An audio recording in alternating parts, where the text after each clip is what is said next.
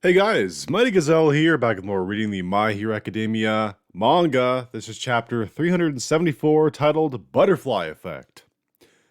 These are the official translations. I do these on rare occasions when I can't record the unofficials in time. This is probably only like the fourth or fifth time that I've ever done the officials instead of the fan ones that come out earlier. I was busy on Friday and I couldn't stay up super. I didn't like because you don't know what time these go up anymore. They used to be more consistent, but anyway, uh, I know two things about this. I know that it's a shorter chapter. I don't know how long. I just heard it was shorter, and I know that next week we're getting a break. So, uh, probably won't be a very long video if it is indeed short. And in fact, I'm looking at Viz, and there's 16 pages, and you gotta remove one or two for the like advertisement pages they have at the end. So yeah, it's a pretty short chapter. Um, Last we left off, Kurogiri slash Shirakumo woke up after Spinner put the hand on him. So I thought we would get a location change, but I guess we're staying here. Maybe we'll get a location change at the end. Um, and either way, I'm very interested to see who's in control, what he'll do. So yeah, let's just dive on in. Translations by Caleb Cook and lettering by John Hunt. Don't know why I'm sharing that, but I am. First panel we get is President Mike looking very surprised and concerned as he looks at Kurogiri. By the way, Kurogiri looks definitely a lot different because the Kurogiri we know wouldn't have like an iris or a pupil in his eye, and he has one in one of his eyes. So clearly, like, whatever Aizawa and President Mike did to him that day, they visited him in they were like the restraint jacket stuff. It clearly kind of like changed him a little bit. We'll see if that plays a part in his personality. But yeah, next page. Oops, there we go. We get a giant storm cloud appearing over, not over the hospital yet, but it's like approaching from the distance. And we get a very hot weather girl. I'm just gonna say it. She's very attractive, like tan, beautiful woman.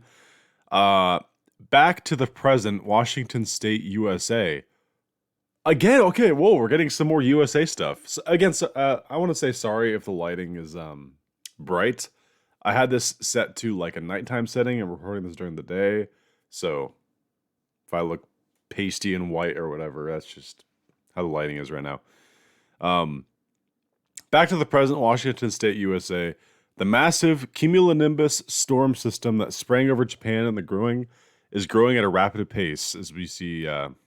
That's so cool. Like, I love Horikoshi's love for like the United States. He's always referencing it, and like he's even showing like a weather forecast there. That's so cool. Um, it may ride east on the jet stream and affect the weather in North America.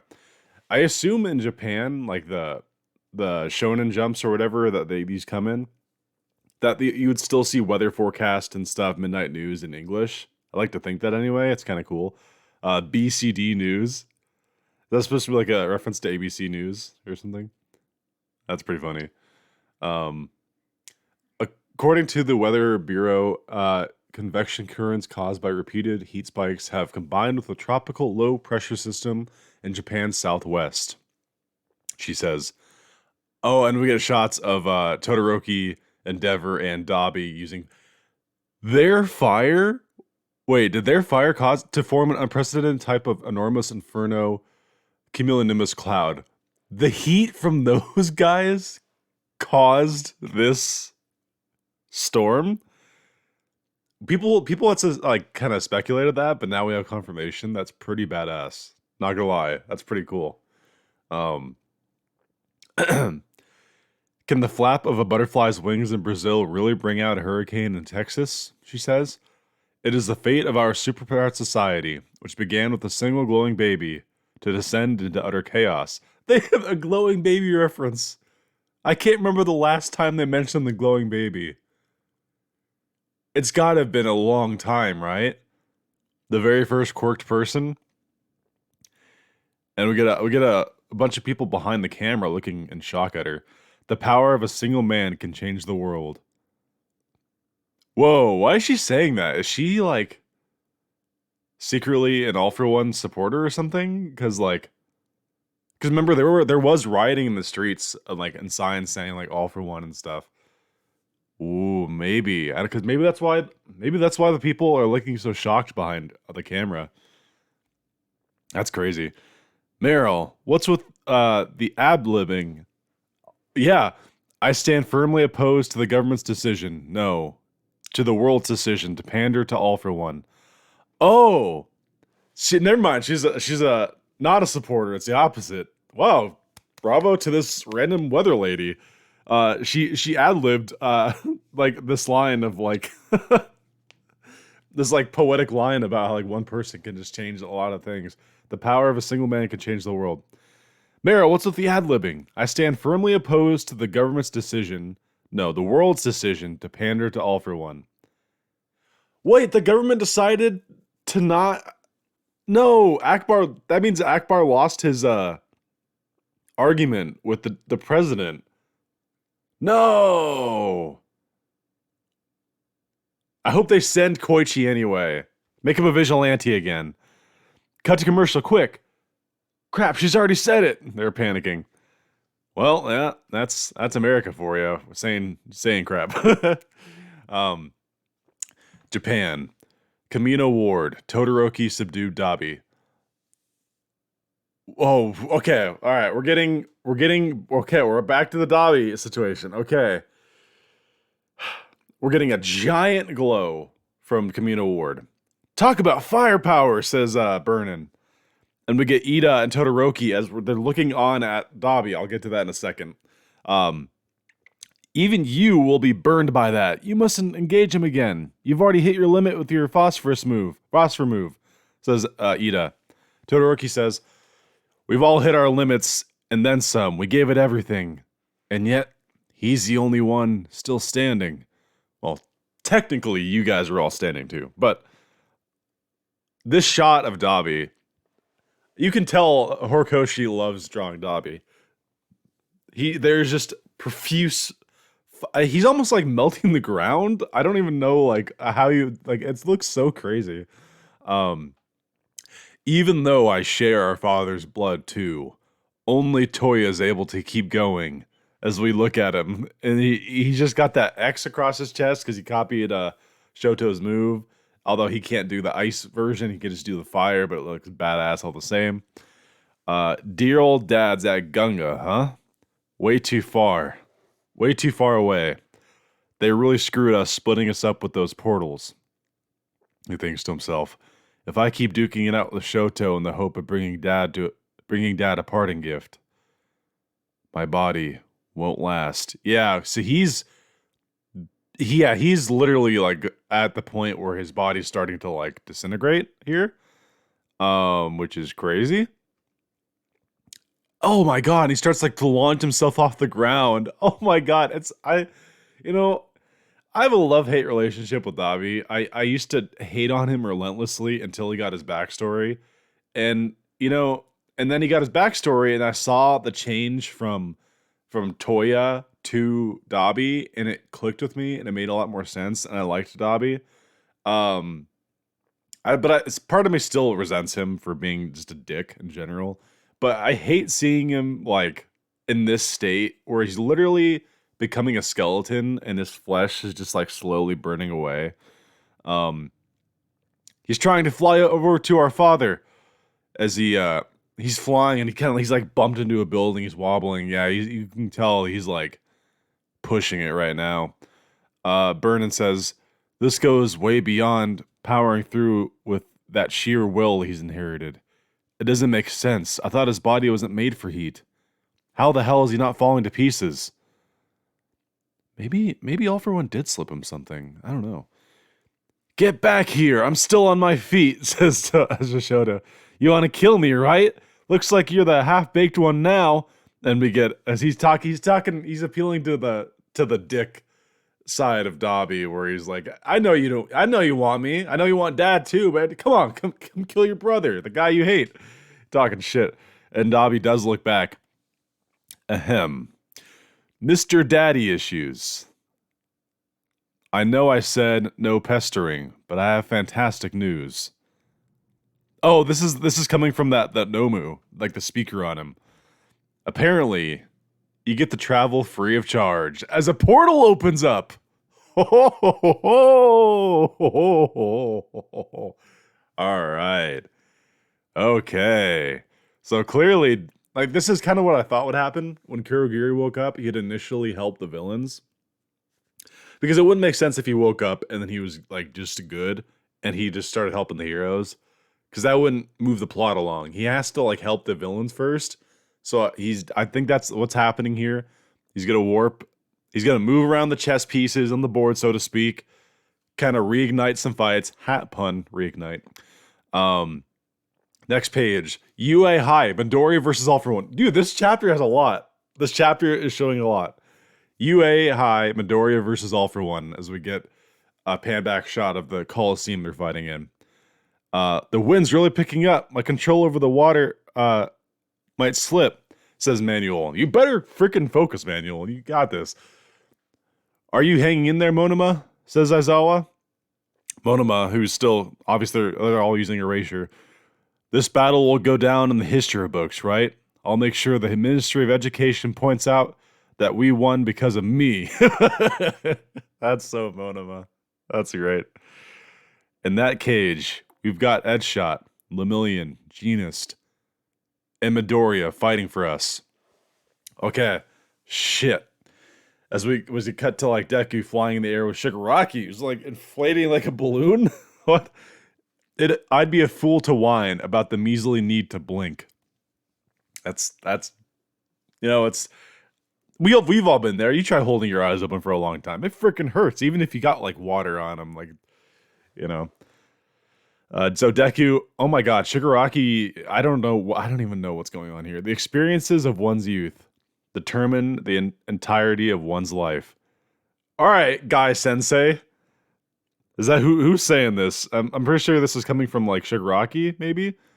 And more than anything else, I place faith in a person's emotions. Whoa! Whoa! Oh my god. Oh my god. Okay, oh my god. Alright. Dude, shit's about to get crazy. Oh my gosh. A portal opens up behind Aizawa, Monoma, and Manuel. And out of the portal is Present Mike and the hand. I don't know if that'll be significant or not. We'll see. And Aizawa turns around to look at the portal. The feelings he harbors for his friends after leading such a dark life. Back to Gunga Mountain with Prime All for One. Dude, okay. Damn it, this is crazy. Gunga Mountain, Villa Ruins, Endeavor versus All for One. You kept Kurogiri in the dark, so to help him take immediate action, I planted a micro-device in one of Shimuro's hands. Yes, Iguchi played his part. Oh my god, and then Davi's getting portal to Endeavor. Hey, ya, Dad. He opens the portal and he looks just all sorts of fucked up. Oh no. And then you get Endeavor, who's already just like so exhausted as hell. He looks up, he's like, oh, he's like, you can just tell he's so done with this shit. What's more, as we get more, there's more portals opening up. What the fuck? Oh, Hawks.